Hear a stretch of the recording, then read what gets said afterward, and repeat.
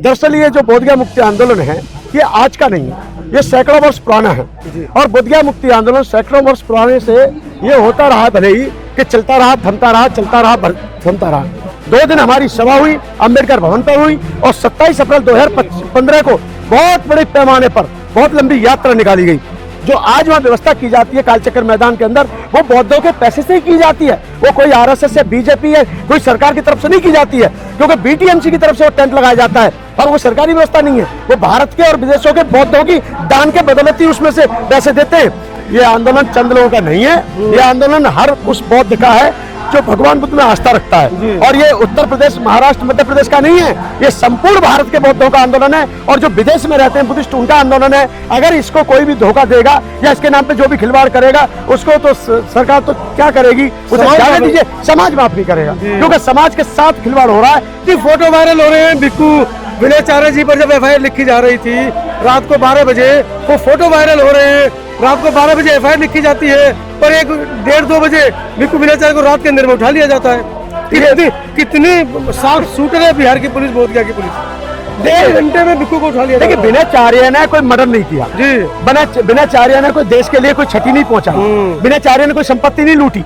मैं ये कहना चाह रहा हूँ, कार्रवाई तो उन महात्माओं को होनी चाहिए, उन बाबाओं को होना चाहिए जो देश का बेड़ा गर्क करने पे तुले हुए हैं, जो पर्ची के नाम पर, समोसे के नाम पर अंधविश्वास को फैला रहे हैं। अनागरिक दमपाल के समय से महाबोधि मुक्ति का आंदोलन लगातार चलता आ रहा है, लेकिन कुछ लोगों ने समाज के अंदर वैमनस्य फैला दिया है।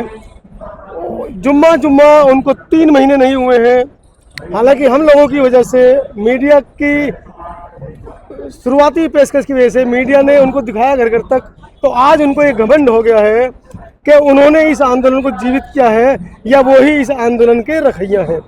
साथियों नमस्कार, आज 5 जून है और मैं इस समय जंतर मंतर पर अपनी उपस्थिति दे रहा हूं आप लोगों के लिए, और मेरे साथ हमारे पूजनीय भिक्खू बीपी थिरोज्योति जी हैं।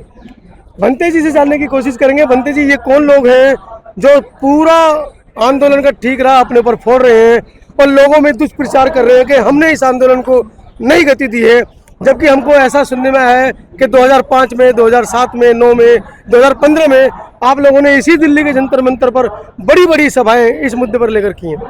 स्वागत आपका। मैं सबसे पहले मीडिया कर्मियों का बहुत साधुवाद देता हूं और धन्यवाद देता हूं, और मुझे इस बात की बड़ी खुशी है कि आप सभी ने, सोशल मीडिया ने अच्छी भूमिका निभाई है अपनी।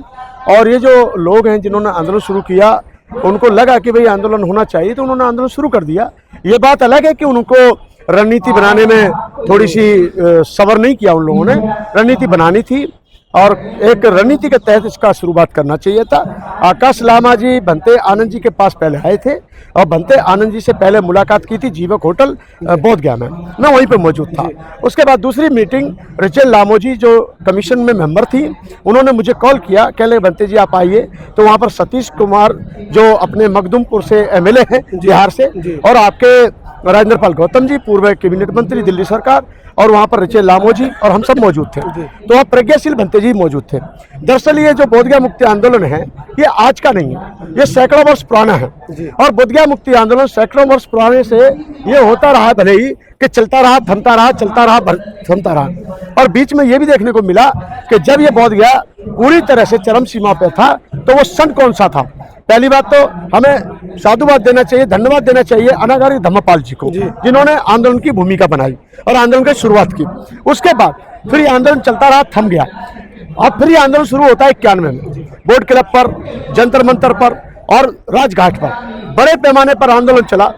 और बड़े पैमाने पर आंदोलन चलाते चलाते ये देखा गया कि उस आंदोलन के बदौलत 3-4 साल आंदोलन चला, 18 महीने आंदोलन चला, बहुत सारे भिक्षुओं ने यातना झेली, परेशानियां झेली। उस समय महाराष्ट्र के लोग आते थे, उस समय ज़्यादा से ज़्यादा महाराष्ट्र के लोग आते थे, क्योंकि महाराष्ट्र में ज़्यादा चेतना थी धम्म को प्रति, और आज पूरे देश में होती जा रही है, लेकिन महाराष्ट्र में शुरुआत हुई है सबसे ज़्यादा।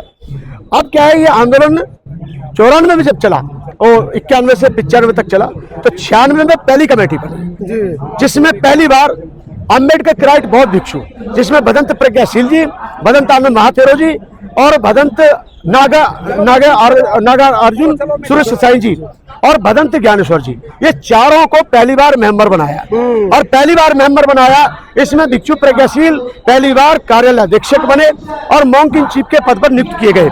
दूसरे कार्यकाल में 3 साल का होता है, दूसरे कार्यकाल में भिक्षु प्रज्ञाशील जी को सेक्रेटरी के पद पर आसीन कराया गया, नियुक्त किया गया। इन्होंने उस कमेटी के माध्यम से वहां पर 25 कमरों का निर्माण किया, रिसेप्शन बनाया, जो जो काम अच्छा कर सकते थे इन्होंने किया। और इतना ही नहीं, जो पहले जो कमेटी में सेक्रेटरी थे लंबे समय तक, उन पे जांच करवाई, उनकी सीबीआई जांच हुई, उनको जेल भिजवाने का काम किया। बाकायदा काम में कोई दोष नहीं, काम अच्छे हुए। और कमेटी में रहते हुए भी अपनी मांग करते रहे कि 1949 के एक्ट में संशोधन होना ही चाहिए, क्योंकि वो बौद्धों के हित में नहीं है।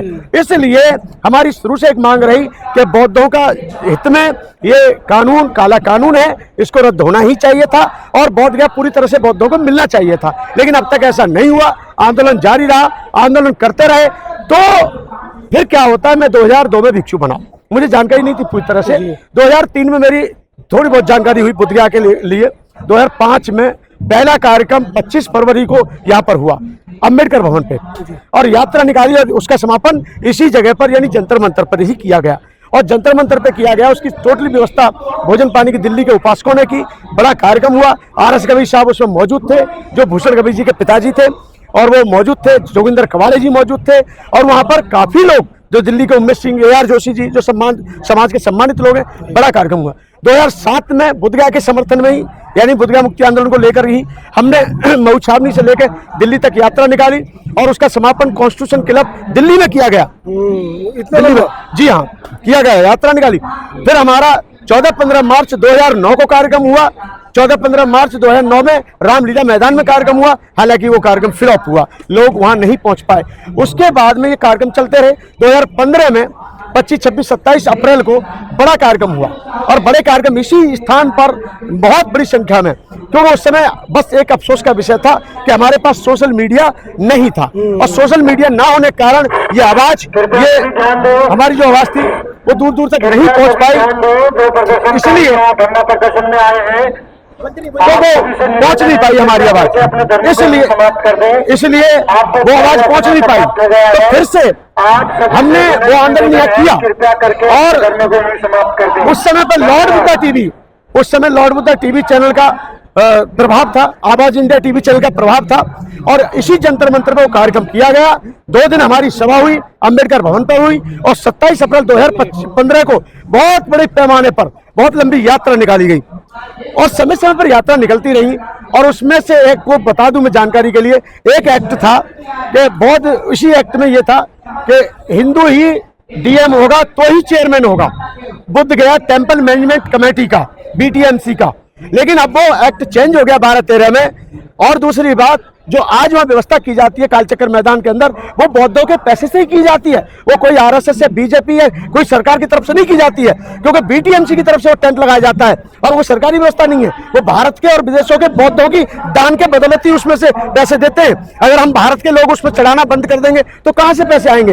इसलिए ये भी उसी टाइम प्रस्ताव पारित कराया गया कि हमारे महाराष्ट्र के लोग दूर दूर से आते हैं बुद्ध जयंती के दिन, उनको रहने की जगह नहीं मिलती, पानी नहीं मिलता, खाना नहीं मिलता, इसलिए BTMC से मांग की कि वहां पर ये टेंट लगाया जाए, कार्यक्रम की व्यवस्था करवाई जाए। तो विगत 37 साल से अखिल भारतीय भिक्षु महासंघ द्वारा वो जयंती 3 दिन की हर साल मनाई जाती है, आपके मीडिया को जानकारी भी है। तो बात यह है सर, यह आंदोलन चलता रहा है, और आंदोलन ये कभी बंद नहीं होगा, आंदोलन कभी बंद नहीं होगा। और ये हमारा आश्वासन भी है कि अभी जो आंदोलन जिन्होंने किया है, कर रहे हैं, वो अपनी शुरुआत इन्होंने की। हमने वहां पे भी यही कहा कि भाई आंदोलन अगर आपका सही दिशा में चलेगा तो लंबा चलेगा, जहां पर मनमुटाव आ जाएगा वहाँ बिखराव पैदा हो जाएगा, और उससे समाज में विभ्रांति। मनमुटाव की संभावना तो पहले दिन से दिख रही थी जब आप वहाँ पहुंचे, क्योंकि आप ऑल इंडिया भिक्षु संघ बहुत बड़ा संघ है भिक्षुओं का, आप उसके महासचिव भी है, आप वो समर्थन देने पहुंचे। उन्होंने कई बार कहा लामा जी ने कि यहाँ पे आओ, यहाँ पे समर्थन दो, हम किस किस को बुलाने के लिए जाएंगे। जब आप वहाँ पहुंचे तो आपको भी वरीयता नहीं दी गई, मैं खुद मौजूद था वहाँ पे, आपको वहाँ से मुझे लगता है कि मायूस होकर निकलना पड़ा, उसके बाद पुनः आप वहाँ पहुंचे भी नहीं। नहीं, उस समय पर जब मैं गया था जी। वहाँ पे प्रेस कॉन्फ्रेंस हुई। जी। प्रेस कॉन्फ्रेंस में भदंत आनंद महातेरो जी का बयान आया जी। और बयान में जो पेपर में फोटो छपा, मेरा भी छपा जी। था, तो लोगों को ये लगा कि हम विरोध कर रहे हैं। हम विरोध नहीं कर रहे। मैंने भी बयान दिया था। अरे हम तो आकाश लामा ने मंच से कहा जी। पीसी में कि मनोज अंतानी लेकर आया उनका बयान। लेकिन मैं आपको फिर से कह रहा चाहता जी। हूँ, ये आंदोलन चंद लोगों का नहीं है, ये आंदोलन हर उस बौद्ध का है जो भगवान बुद्ध में आस्था रखता जी। है। और ये उत्तर प्रदेश, महाराष्ट्र, मध्य प्रदेश का नहीं है, ये संपूर्ण भारत के बौद्धों का आंदोलन है। और जो विदेश में रहते हैं बुद्धिस्ट, उनका आंदोलन है। अगर इसको कोई भी धोखा देगा या इसके नाम पे जो भी खिलवाड़ करेगा, उसको तो सरकार तो क्या करेगी, उसे समाज जाने माफ- दीजिए, समाज माफ नहीं करेगा, जी। क्योंकि समाज के साथ खिलवाड़ हो रहा है, सरकार के साथ नहीं हो रहा है। और मैं सरकार की तरफ से ये कहूंगा, जो बोध गया में इस बार घिनौनी हरकतें हुई हैं, भिक्षुओं पे हाथ उठाना, भिक्षु को जेल बंद करना और महिला लगा को दी, पीटना, हथकड़ी आप लोगों के हथकड़ी लगाना, ये निंदनीय है। इसकी हम जांच की मांग करते हैं और जल्द से जल्द हम चाहते हैं भिक्षु बनते जो विनयचार्य है उसको वहां से जल्दी रिहा किया जाए।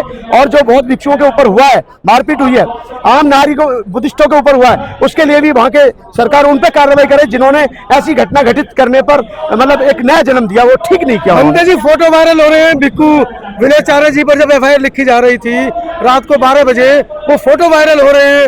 रात को 12 बजे एफआईआर लिखी जाती है पर 1-1:30-2 बजे भिक्खू विनयचार्य को रात के अंधेरे में उठा लिया जाता है।